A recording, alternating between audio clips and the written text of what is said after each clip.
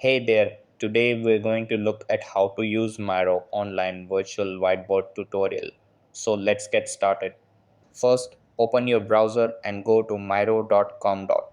Over here, click on the login button at the top right. Then sign in using your email or Google account. After that, click on continue with email and enter your credentials. Then you'll be taken to the dashboard interface. Over here, go to the boards section. Then click on the create new button. After that, select board to create a virtual whiteboard.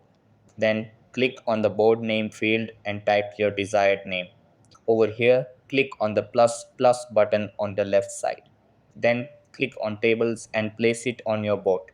After that, customize the table fields and adjust the column widths. Then click on the share button in the top right corner.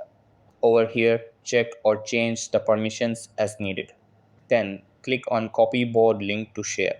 After that, click on embed and copy the embed code. Then click on publish if you want to make it public. And that wraps it up. Appreciate you watching. See you in the next.